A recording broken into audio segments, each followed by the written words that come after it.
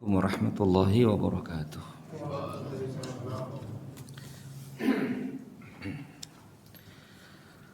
Alhamdulillahi rabbil alamin.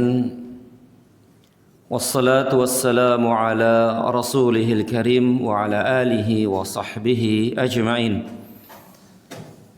Asyhadu an la ilaha illallah wahdahu la syarika lah wa asyhadu anna Muhammadan abduhu wa rasuluh. قال الله تعالى يا أيها الذين آمنوا اتقوا الله حق تقاته ولا تموتن إلا وأنتم مسلمون أما بعد. Para bapak ibu sekalian dan saudara-saudariku sekalian yang saya muliakan, pertama, segala puji hanya milik Allah Rabbal Alamin. Salawat serta salam selalu dan senantiasa terlimpah kepada junjungan Nabi besar kita Muhammad sallallahu alaihi wasallam, juga kepada para sahabatnya radhiyallahu taala anhum, dan kepada kita semua umatnya yang setia, sabar, istiqamah dalam menjalankan sunnah-sunnahnya ila yaumil qiyamah. Saudara-saudariku sekalian yang saya muliakan, seperti biasa kajian kita tentang fikih dalam kitab Al-Wajiz fi Fiqhi Sunnati wal Kitabil Aziz. Insyaallah taala hari ini kita lanjutkan masalah al-a'dzar fi tarkil jama'ati, udur-udur dibolehkan meninggalkan sholat berjamaah.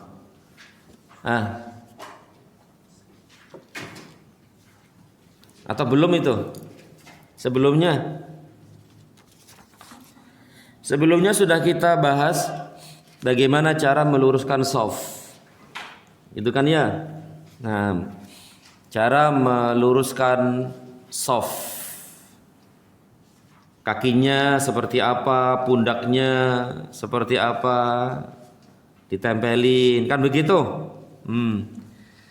Kemudian tentang shaf terbaik dan shaf terburuk.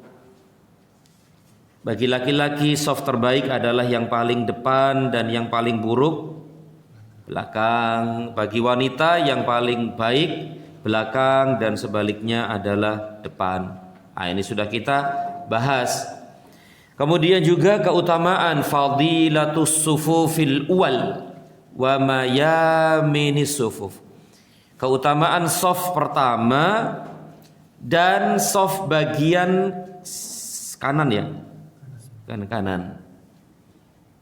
Ini pun sudah kita bahas.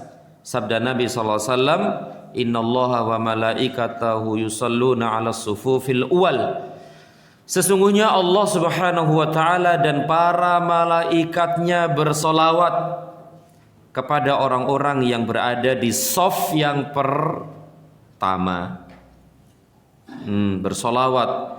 Solawatnya Allah kepada mereka adalah pujian, sanjungan ya di hadapan makhluk-makhluknya. Kemudian salawatnya para malaikat kepada mereka adalah apa? Permohonan ampun. Ya, permohonan ampun mereka untuk shaf pertama tadi. Dan ini sudah kita bahas. Kemudian pembahasan berikutnya adalah man yaqumu khalfal imam. Siapa orang yang berhak berdiri di belakang imam? Ini belum kan ya? Belum Pak ya? Belum ini. Na'am, man yaqumu khalfal imam. Siapa yang berdiri di belakang imam?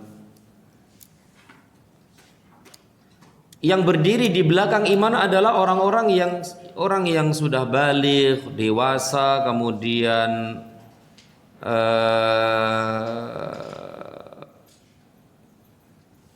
apa nih? Yang penting di antara keutamaan faidah kenapa yang menjadi orang yang di belakang imam adalah mereka orang yang apa ya? Orang yang sudah baligh gitu kan, dewasa. Kemudian yang memiliki kepandaian, tentu kepandaian dalam urusan sholat khususnya ya, dalam bacaan Al-Quran maksudnya begitu. Kemudian yang berikutnya tidak lain tujuannya adalah apabila imamnya batal ya, apabila imamnya ada uzur, kemudian dia mengundurkan diri menjadi imam, maka yang berhak menggantikannya adalah orang yang ada di belakangnya. Maka dianjurkan orang yang di belakangnya adalah yang baligh, yang sudah dewasa dan memiliki kemampuan berpikir dalam masalah-masalah sholat, khususnya menjadi imam. Ya, ini afdolnya loh ya, afdolnya, dan inilah lebih yang paling utama, Meskipun selain mereka juga boleh nggak? Ya boleh-boleh saja. Kalau pertanyaan boleh apa enggak, ya boleh selain mereka. Tapi afdolnya adalah tadi ya, sebagaimana sabda Nabi SAW dari Abi Mas'ud Al-Ansari, dia berkata bahwa Rasul SAW bersabda, liyaliyani minkum, hendaknya orang yang di belakangku di antara kalian adalah ulul ahlam, orang yang sudah dewasa. Ya, berarti di sini sudah dewasa. Wan nuha, dan orang yang berakal, orang yang pandai, khususnya pandai dalam urusan sholat, pandai dalam urusan bisa mengimami atau bisa menjadi imam. Itu kata beliau seperti itu. Tsummal ladzina yalunahum, kemudian orang-orang yang setelah mereka, kemudian orang-orang setelah mereka. Tadi tujuannya adalah tadi. Kalau imam ini salah bacaannya, yang negur sapa? Yang di belakangnya. Kalau yang negur ujung sono kan malah mengganggu jamaah yang lain kan ya. Nah, apalagi ya cukup yang di belakangnya menegur, ini salah. Kalau bacaannya salah, dibetulkan nama yang di belakangnya. Kemudian kalau imamnya salah, ya salah gerakan misalnya, yang negur yang di belakangnya. Meskipun yang di sana juga boleh, tapi kan untuk keharmonisan gitu ya, dan ketenangan sholat ya orang yang di belakangnya. Dan yang penting juga adalah tadi kalau imamnya batal, imamnya ada uzur sehingga meninggalkan sholat tadi itu, keluar, kemudian yang menggantikan adalah yang belakangnya. Nah, idealnya seperti itu.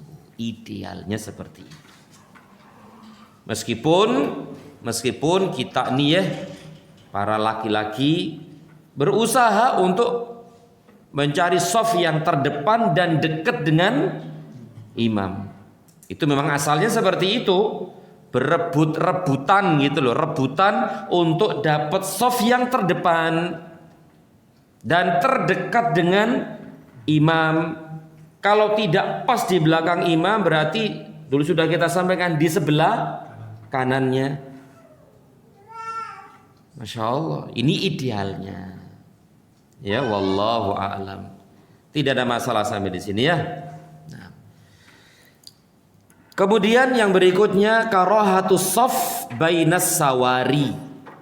Makruh shaf antara antara tiang. Artinya shaf itu diputus oleh tiang, itu hukumnya makruh.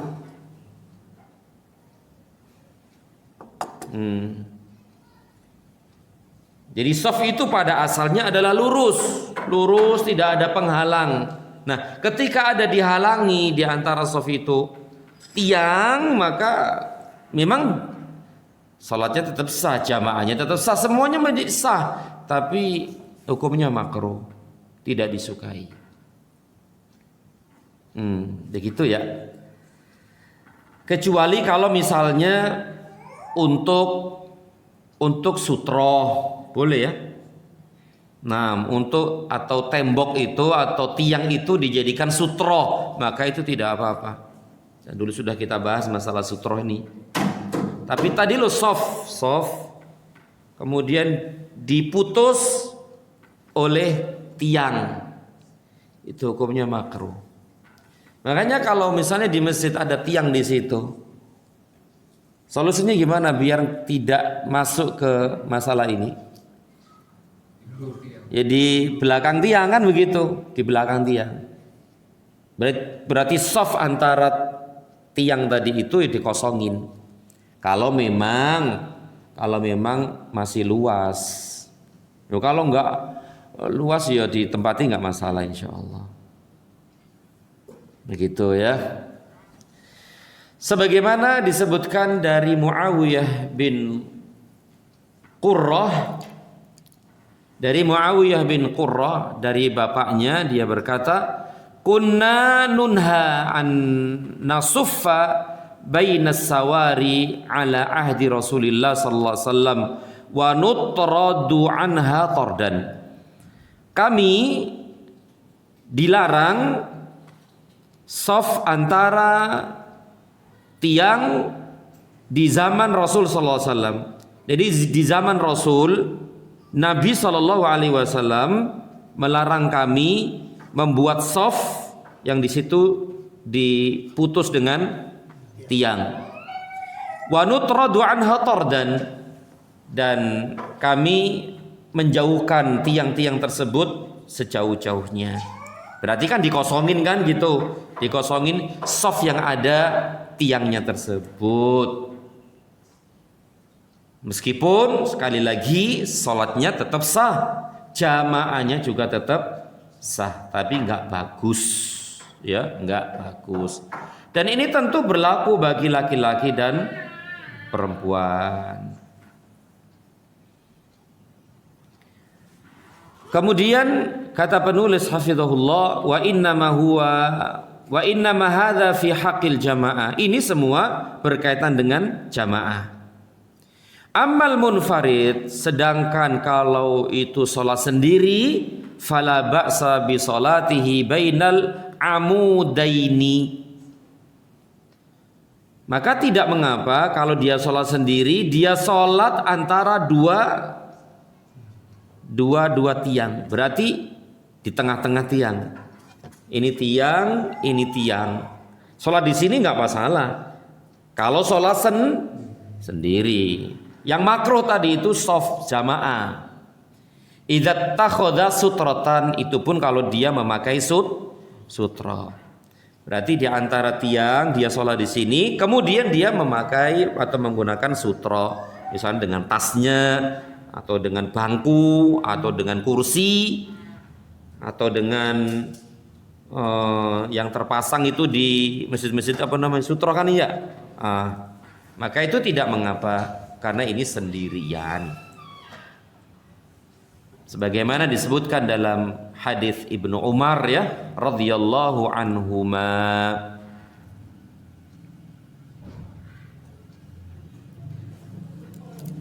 Sampai di sini tidak ada masalah ya. Baik, alhamdulillah. Yang penting adalah kita praktekkan. Ini kan terjadi di lingkungan kita kan ya. Nah, ini bisa dipraktekkan, bisa diamalkan, dan pengetahuan ini alhamdulillah menjadi atau menguatkan kita ya tentang masalah ini, semakin yakin, semakin tumaknina bahwa apa yang saya ketahui selama ini, oh ternyata ada dalilnya. Mungkin barangkali selama ini kita taunya katanya, kan begitu ya? Oh ternyata ini dia dalilnya jelas. Semakin kita yakin, semakin prinsip kita ini kuat, tidak tergoyahkan dengan ini dan itu, qala wa qila. Alhamdulillah, alhamdulillah, alhamdulillah.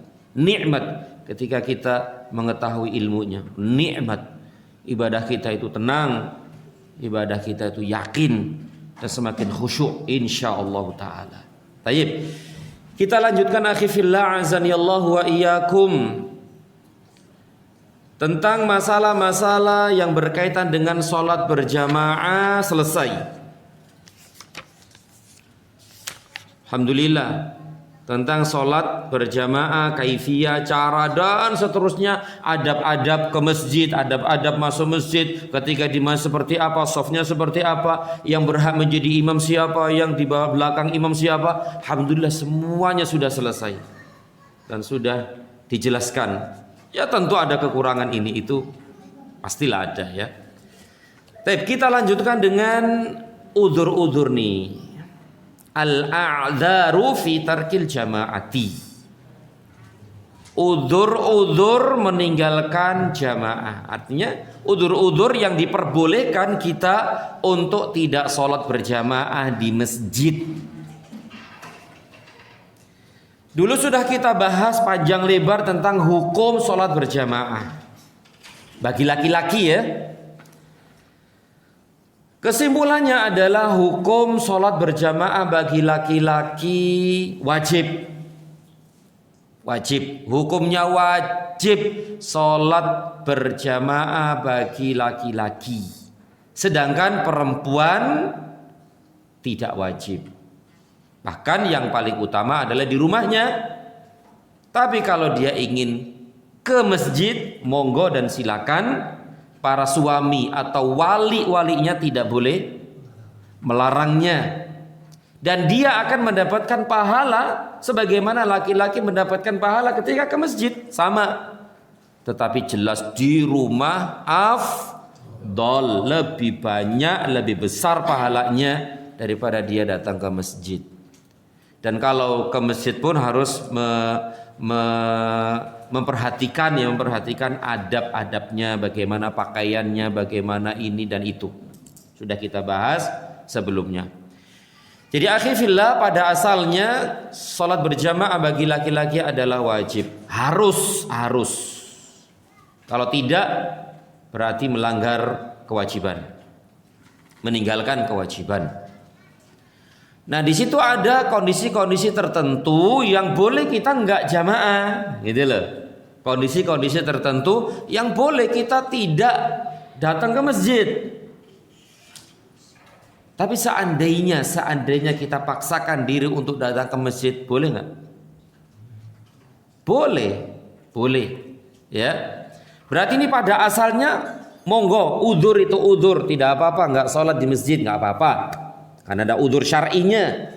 Udzur syar'i yaitu udzur yang ditetapkan oleh Allah dan Rasulnya. Bukan udzur menurut panjenengan. Nah, menurut Allah dan Rasulnya. Ya. Kalaupun kita mendapatkan udzur-udzur seperti itu, tapi kalau kita tetap ke masjid, maka tidak apa-apa. Bahkan wallahu a'lam, barangkali pahalanya lebih besar. Kenapa lebih besar? Ya karena dengan usaha dan kerja keras. Misalnya nih sakit boleh lah, nggak ke masjid boleh, iya. Tapi dia itu paksakan diri untuk bagaimana sholat neng masjid. Otomatis ketika dia keluar ke masjid dengan susah payah nggak? Susah payah kan? Iya susah payah. Atau mungkin pakai apa itu? Pakai tongkat, pakai ini, pakai itu, mungkin dituntun, kemudian sholatnya juga nggak bisa berdiri dan seterusnya. Tentu itu lebih berat daripada sehat. maka wallahu a'lam dia lebih besar pahalanya. Karena kaidah mengatakan atau sabda Nabi sallallahu alaihi wasallam, idhamul jaza ma'a idhamil bala. Besarnya pahala itu bersamaan dengan besarnya apa? Bala itu apa? Ujian. Nah, ujian. Semakin besar ujiannya, kemudian dia sabar, semakin besar lagi pahalanya. Nah, termasuk usaha-usaha seperti ini. Ya, usaha-usaha seperti ini. Insya Allah kalau dia seperti itu akan lebih besar pahalanya di sisi Allah Subhanahu wa taala. Meskipun kalau dia tetap tidak sholat ke masjid, ya tidak apa-apa, dan dia akan tetap dapat pahala jamaah enggak? Iya, tetap dapat pahala jamaah meskipun dia tidak sholat berjamaah di masjid. Sebagaimana pembahasan dulu sudah kita sampaikan. Ya, apabila seseorang itu sakit, ya, atau safar, maka Allah tetap berikan ganjaran pahala sebagaimana dia dalam keadaan sehat dan mukim. Berarti tergantung kebiasaan dia. Biasa jamaah, tapi ada uzur nggak jamaah. Maka tetap Allah tulis seakan-akan dia sholat berjamaah. Berarti tidak berkurang sedikit pun pahalanya itu. Subhanallah ya. Apalagi dia paksakan diri untuk datang ke masjid, insya Allah akan lebih besar pahalanya. Menunjukkan akan keseriusan, kesungguh-sungguhannya untuk tetap bisa sholat berjamaah. Bagaimana dulu Nabi SAW meskipun sakit tetap ada usaha untuk datang ke masjid. Bahkan dalam riwayat, dan dulu sudah kita sampaikan masalah ini juga dalam bab apa itu, bab mandi atau wudhu ya, bab mandi. Ketika di antara mandi yang disunahkan adalah setelah pingsan ya. Ya, setelah pingsan mandi. Dan waktu itu Nabi SAW sedang sakit keras, tetap berusaha datang ke masjid. Dibopong dia kan, beliau SAW. Kemudian nggak kuat, pingsan. Kemudian mandi. Kemudian tetap berangkat lagi, pingsan lagi. Setelah pingsan mandi lagi. Dan subhanallah kan, tetap beliau pingin sholat berjamaah gitu. Tapi ya sudah, kondisinya memang sudah tidak memungkinkan ya, tidak memungkinkan. Sampai di hari beliau meninggal dunia waktu subuh, beliau membuka tirai rumahnya dan melihat siapa itu? Melihat para sahabat sedang sholat, artinya dengan shaf yang rapat, dengan pokoknya luar biasalah. Nabi SAW tergambar dalam wajahnya, menunjukkan akan kepuasan dan keridhoannya kepada para sahabat. Tenang gitu loh. Sehingga betul-betul dilihat oleh sebagian sahabat itu kan, Masya Allah, wajahnya terang, wajahnya ceria, wajahnya putih, menunjukkan keridhaan hati beliau kepada para sahabat. Dan di waktu itulah, waktu subuh ya, subuh, kemudian di waktu duha beliau meninggal dunia sallallahu alaihi wasallam. Baik, kita sebutkan di sini udzur dibolehkan meninggalkan berjamaah. Yang pertama adalah al-bardu wal mataru. Al-bardu wal mataru. Bardu. Dingin ya. Dinginnya mungkin dingin ya, bukan dingin kita ya. Kalau di kita ini sedingin apapun itu seger ya, seger. Apalagi di sini nih, di wilayah kita ini sedingin dinginnya itu enak, nikmat, seger banget ya. Bahkan jebingnya keluar gitu kan, Masya Allah. Tapi di sini mungkin dingin yang yang ekstrim gitu ya, dingin-dingin ekstrim. Maka kalau kondisinya seperti ini ya boleh tidak sholat berjamaah di masjid.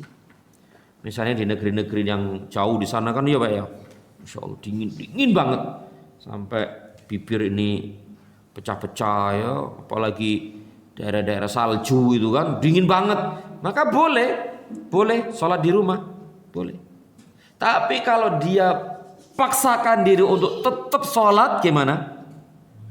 Boleh, silakan. Tapi kalau dia sholat di rumah tidak berdosa, dia tidak berdosa. Bahkan tetap Allah berikan pahala seakan-akan dia sholat berjamaah. Kemudian mator, ya, hujan. Nah, hujan pun demikian, boleh untuk tidak datang ke masjid. Hujannya gimana nih? Ya hujan-hujannya bisa membasahkan pakaian.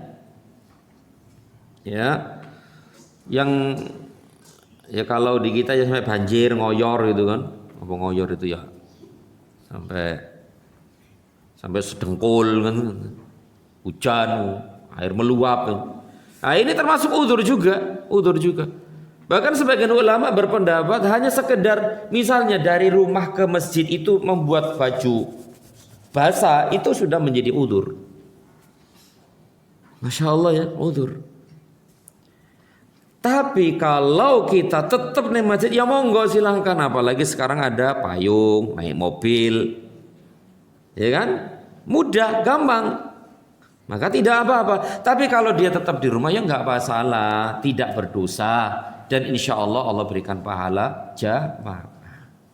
Ini yang pertama nih, yang pertama dan yang kedua. Yang pertama dingin dan yang kedua mator, yaitu hujan. Dalilnya mana nih kalau ini udzur? Dari Nafi'. Anna ibn Umar, sesungguhnya Ibnu Umar adzana bis salati fi lailatin dzati bardin warihin thumma qala. Sesungguhnya Ibnu Umar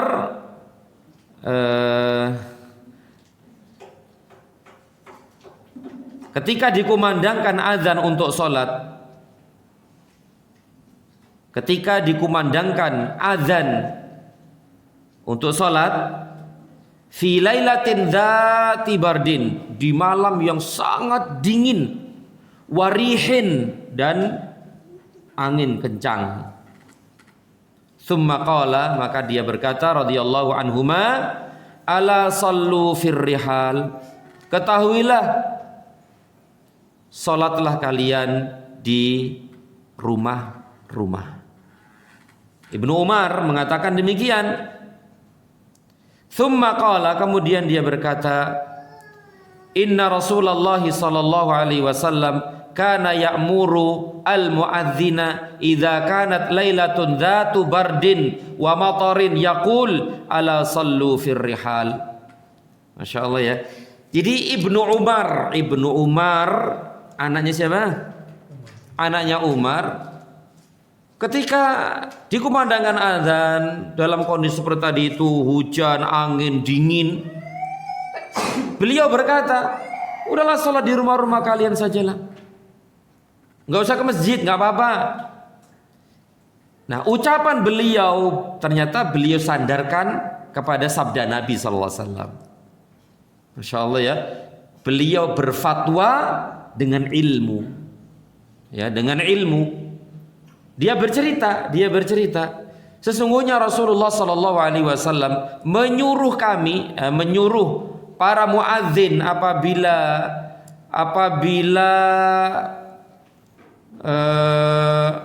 kondisi malam kemudian dingin dan hujan untuk membaca ala sallu fir rihal. Apa di situ artinya?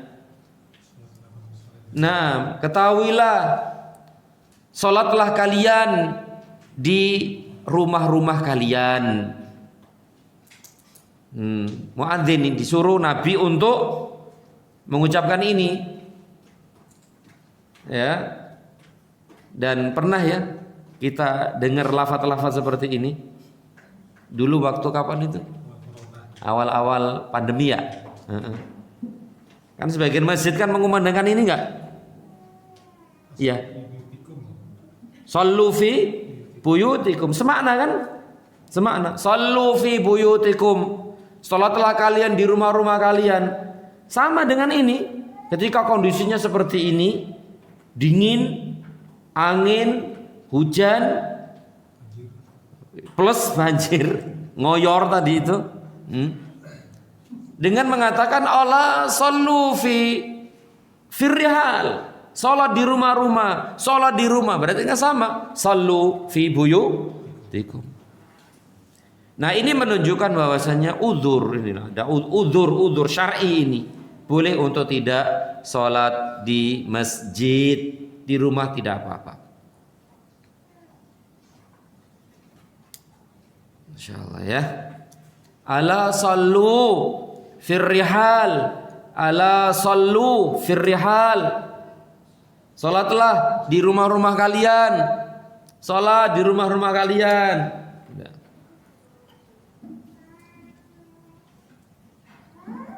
Tentu ini tidak larangan ini tidak wajib ya, tidak wajib. Artinya anjuran untuk sholat di rumah nggak apa-apa di rumah. Tapi kalau ke masjid juga tidak apa-apa. Seperti itu. Wallahu a'lam. Taib yang kedua, yang ketiga ya. Yang ketiga, hudurut ta'am, telah dihidangkan makanan. Udah dihidangin makanan, kemudian perut ini sudah keroncongan. Uzur itu artinya makan dulu meskipun telat, meskipun jamaah udah lewat bubar, tidak apa-apa. Masya Allah ya. Tidak lain tujuannya adalah biar sholatnya khusyuk. Kalau dia sholat dalam keadaan seperti itu, lapar banget, sedangkan makanan udah siap 100%, sholatnya biar waduh banget, udah konsen banget, mikirnya sudah nggak karu-karuan, khawatir udah nggak panas lagi, nanti keburu dimakan ame anaknya sama siapa kan gitu. Udah namanya setan kan ya, setan sudah berkumpul di situ ngingetin makanan dari awal sampai akhir. Dan ini tidak bagus seperti ini. Maka kondisi seperti ini diberikan uzur oleh Rasulullah sallallahu alaihi wasallam. Jadi ini akhi ya, kadang-kadang kita dalam menjalankan syariat itu jangan mengikuti perasaan ya. Perasaan kok gak enak sih ya. Jadi kita jangan pakai perasaan gitu dalam kita melaksanakan syariat ini. Kita melaksanakan syariat ini karena dalil. Kalau emang dalilnya oke, jelas, kuat, bener, yuk kita jalankan meskipun tidak sesuai dengan perasaan kita. Atau misalnya mengikuti wah enaknya perasaan enak ini, tapi kan tidak ada syariatnya, tidak ada, ya sudah itu jangan dikerjakan meskipun cocok ame perasaan. Jadi kita menjalankan ibadah ini berdasarkan dalil. Ya, berdasarkan dalil. Oh, dalilnya kuat nih, bener nih. Ya sudah kita kerjakan. Meskipun tidak sesuai dengan perasaan dan akal logika kita. Ya, bukan sebaliknya ya, bukan sebaliknya. Termasuk ini. Udah siapin makan. Terus lapar banget. Ya udah udzur, ya sudah enggak sholat. Nanti makan dulu. Kalau emang masih dapat jamaah ya alhamdulillah, enggak juga tidak apa-apa, sholat sendiri dan tetap Allah berikan pahala jamaah. Lu enak tuh. Tapi kadang-kadang kan perasaan kita gimana? Nggak enak. terus kurang afdol, terus pokoknya nggak enak kan ya? Ya sudah, selama ada dalilnya sudah, kerjakan dalil ini, amalkan. Masya Allah ya. Taib. Dalilnya adalah hadis Ibnu Umar radhiyallahu anhuma, qala, dia berkata, qala Rasulullah sallallahu alaihi wasallam, bahwa Rasul sallallahu alaihi wasallam bersabda, idza wudi'a asya'u ahadikum, apabila telah disiapkan, sudah dihidangkan asya itu makan malam, berarti sholat apa ini? Kalau enggak maghrib ya isya gitu ya. Nah, idza wudi'a asya'u, apabila telah dihidangkan makanan malam, makan malam, ahadikum, salah seorang di antara kalian, wa uqimatis shalah, dan telah ditegakkan salat, udah dikumandangkan iqamah. Ini iqamah, ini enggak azan, iqamah. Fabda'u bil asya, maka mulailah dengan makan malam. Makan dulu meskipun sudah dikumandangkan iqamah. Wala ya'jal, dan jangan tergesa-gesa. Jangan terburu-buru, jangan panik, santai saja seperti biasanya makan tuh. Atau mungkin dicepetin dikit lah ya. Biasanya kan ngobrolnya lama tuh. Ini enggak usah ngobrol dulu gitu loh. Ya, hatta yafrugha minhu, meskipun sampai selesai makannya. Ya, selesaikan. Jangan terburu-buru, jangan tergesa-gesa, jangan panik. Tidak masalah, meskipun jamaahnya nanti udah selesai. Masya Allah ya. Ini sabda Nabi sallallahu alaihi wasallam, apabila telah dihidangkan kepada salah seorang kalian di antara kalian makan malam dan sudah dikumandangkan qomat, maka makan. Dan jangan tergesa-gesa, jangan terburu-buru sampai selesai makan itu. Masya Allah ya. Kemudian wa kana Ibnu Umar, dan suatu ketika Ibnu Umar dihidangkan makanan, ya, wa kana Ibnu Umar yudha'u lahu ta'am, adalah Ibnu Umar, suatu ketika Ibnu Umar dihidangkan untuknya makanan. Jadi Ibnu Umar ini perawi hadis tadi itu kan ya, perawi hadis tadi itu dari Ibnu Umar, Rasulullah SAW bersabda tadi. Nah sekarang ini prakteknya Umar nih, prakteknya Ibnu Umar, prakteknya perawi hadis tadi. Prakteknya bagaimana? Ibnu Umar ketika dihidangkan makanan, wa tuqamus shalah, dan salat telah ditegakkan. Fala ya'tiha, maka dia tidak mendatangi salat itu hatta yafrugha, sampai selesai makan. Jadi dia habiskan semua, habiskan. Ya, Masya Allah. Berarti dia ini, beliau menerapkan hadis Nabi SAW yang perawinya tadi itu. Wa innahu la yasma'u qira'atal imam, dan ketika dia makan tuh, dia mendengar bacaan imam. Santai saja makan dia. Tidak terburu-buru, tidak tergesa-gesa, tidak panik. Masya Allah ya. Meskipun tadi selesai salat, sudah alhamdulillah saja, nggak usah nyesel, nggak usah. Kadang-kadang mau nyesel nggak nih? Aduh, udah selesai, jamaah udah selesai, nyesel, nangis. Nggak usah begitu. Rasul ngasih tadi kok, ngasih keringanan tadi, uzur. Maka tidak apa-apa ya, tidak apa-apa. Tetapi tetaplah namanya biasa kita jamaah, nggak jamaah itu kan tetap ada sesuatu kan di hati ya, tetap. Tapi nggak masalah lah. Relakan dan tegakan itu, karena dalilnya ada gitu loh, dalilnya ada. Ya wallahu a'lam. Kemudian yang keempat nih, udzur yang keempat, mudafa'atul akhbatsaini, menahan menahan buang hajat, gitu ya, menahan buang hajat, baik buang air kecil maupun buang air besar. Ini termasuk uzur.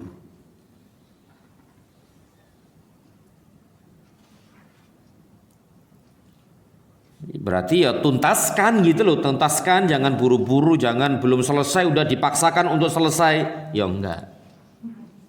Atau misalnya tadi sama dengan makan tadi, pas mau berangkat, pingin banget buang hajat, ya udah buang hajat dulu. Dan tujuannya sama dengan tadi. Tujuannya apa? Biar tetap konsentrasi sholatnya. Coba kalau lagi sholat nahan itu, Masya Allah, 100% gak akan konsentrasi. 100%. Kalaupun gak 100% ya 99,9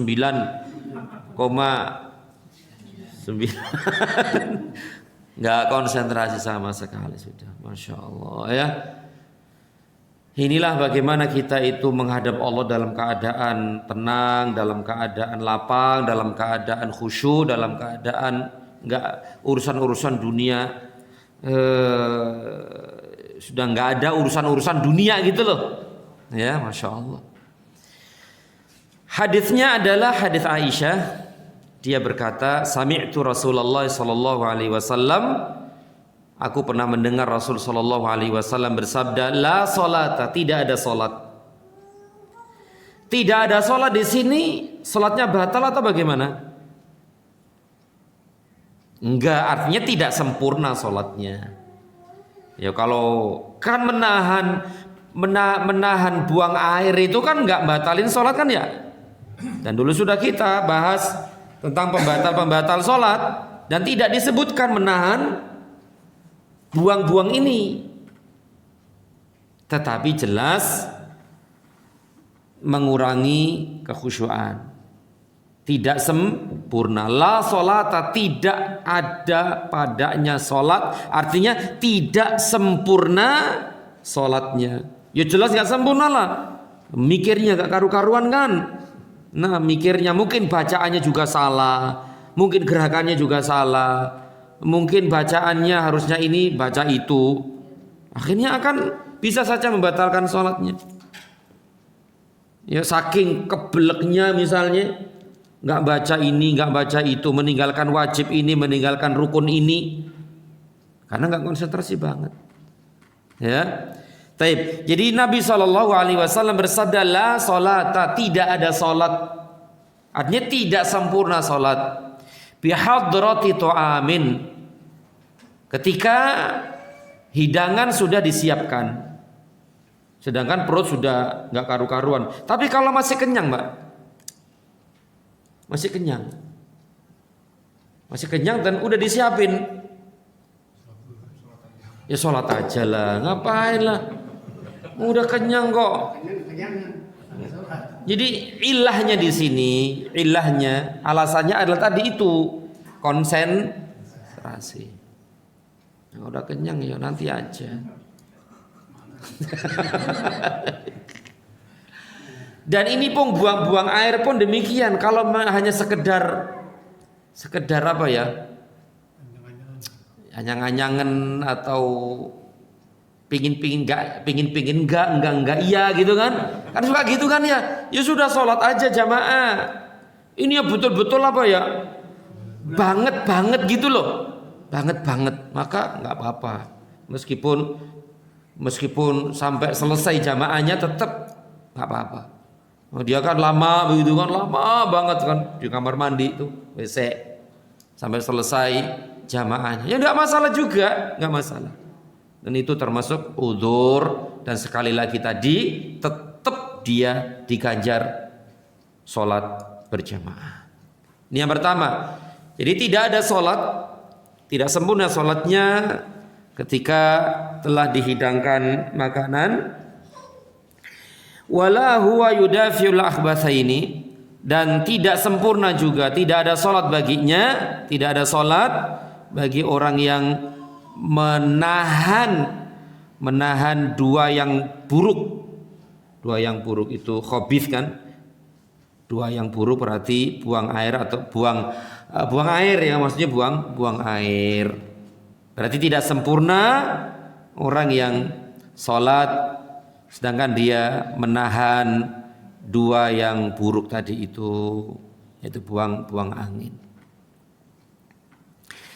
Inilah udzur syar'i. Ingat-ingat udzur syar'i, yaitu udzur yang Allah dan Rasulnya tetapkan ya untuk kaum muslimin untuk tidak sholat berjamaah. Tapi kalaupun dilakukan ya tetap sah ya, tetap sah. Tapi alhamdulillah selesai pembahasan kita tentang masalah ini. Sampai di sini tidak ada masalah ya? Ada masalah? Paham insyaallah ya? Baik. Kalau nggak ada masalah, kita lanjutkan dengan pembahasan berikutnya, sholatul musafir. Sholatnya musafir. Sholatnya musafir. Berarti ini ada jamak qashar dulu. Qashar jamak. Nah, ini penting banget nih. Penting banget. Dan semisalnya. Mudi maning. Safar berarti sholat safar. Safar itu ada berapa, Pak? Safar ada berapa macam, Pak?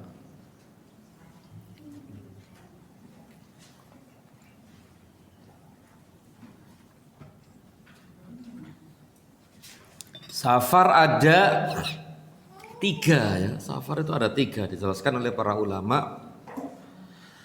Ada safar taat. Safar taat. Kedua safar maksiat. Ketiga safar apa? Safar taat artinya safar dalam rangka melaksanakan ketaatan. Tuh. Kedua safar maksiat, artinya safar dalam rangka bermaksiat. Ketiga safar mubah. Mubah itu apa, Pak? Boleh. Taib safar taat. Misalnya apa nih? Jihad fi sabilillah. Menuntut ilmu. Daurah ya, saya kan suka daurah ya, pelatihan ini loh. Haji, umroh, silatur rahim. Nah, silaturahim, menjenguk orang sakit, mendatangi walimahan. Syariat nggak itu? Ketaatan nggak? Ketaatan. Nah, ini namanya safar ketaatan, safar taat. Safar maksiat, janjian, ketemuan yang ketemuan di mana? Ini safar nih, yang berarti di mana itu? Di gunung mana? Oh, di gunung jam sekian, di titik apa nih? Itu. Kalau ciri-ciri saya pakaiannya pakaian warna merah, rangsel. Dia pakaian apa tuh? Nah, berarti safarnya tadi ya ini maksiat, misalnya maksiat ya, maksiat. Atau misalnya transaksi narkoba, kan butuh safar nggak nih? Transaksi narkoba, bawa narkoba. Kan dari daerah jauh kan ya, dibawa ke sini misalnya, safar nggak tuh? Safar. Dan narkobanya sak truk. Masya Allah. Ya maksiat. Nah ini jelas maksiat. Kemudian safar mubah. Ya kayak antum jalan-jalan dulu. Rihlah. bisnis, ya bisnis, bekerja, ya tur, naik gunung, ya Pak ya naik gunung Pak ya. Naik gunung itu kan mubahan ya, nah mubah. Apalagi nih dan yang lainnya itu mubah. Nah, apa hubungannya dengan sholat? Iya, ada hubungannya dengan sholat. Kalau safar maksiat, safar taat, boleh enggak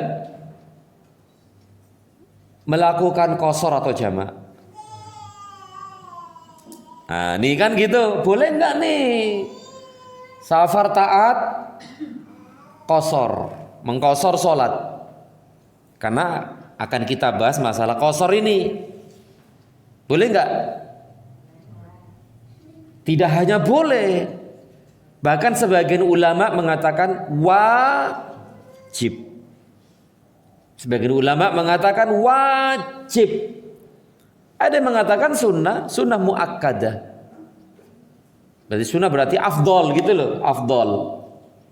Tetapi yang jelas disyariatkan qashar, termasuk jamak. Nah, ini kalau safar taat. Kalau safar maksiat, nah ini boleh nggak qashar? Berarti ini pinter juga nih orang ya, ngerti syariat, ada qashar, ada jamak. Sedangkan dia berbuat maksiat di sana. Masya Allah ya, maksiat tapi ngerti agama. Nah ini yang menjadi masalah. Ini yang diperselisihkan oleh para ulama. Kalau safar maksiat, ada yang mengatakan tidak boleh dan tidak boleh menggunakan rukhsah ini. Ini namanya rukhsah. Apa rukhsah itu? Keringanan. Jadi kalau safar maksiat, ada yang mengatakan nggak boleh menggunakan rukhsah ini, nggak boleh. Berarti dia harus sholat apa? Sempurna, nggak boleh jamak, nggak boleh qashar, nggak boleh. Kenapa? Safari maksiat ente. Oh begitu. Ada yang mengatakan boleh-boleh saja. Kalau mubah, ya boleh juga. Nah, yang menjadi masalah tadi maksiat tadi loh. Safar maksiat boleh enggak ngosor? Boleh enggak jamak? Ada yang mengatakan boleh, ada yang mengatakan tidak boleh. Ya, wallahu a'lam.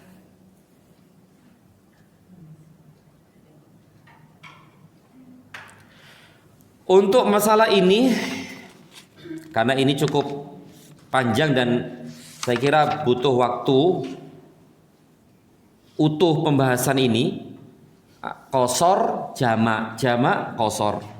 Kalau hari ini qashar saja, nanti jamaknya nanti agak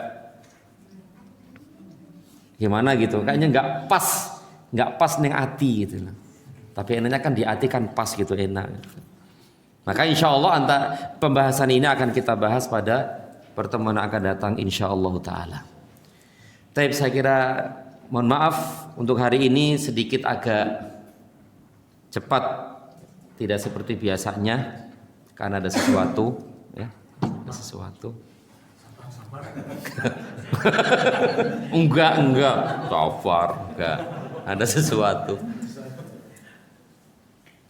Tapi mungkin ada yang bertanya nih, satu saja ini atau dua. Dan biasanya nggak ada pertanyaan, satu biasanya nih. Nah, silakan satu.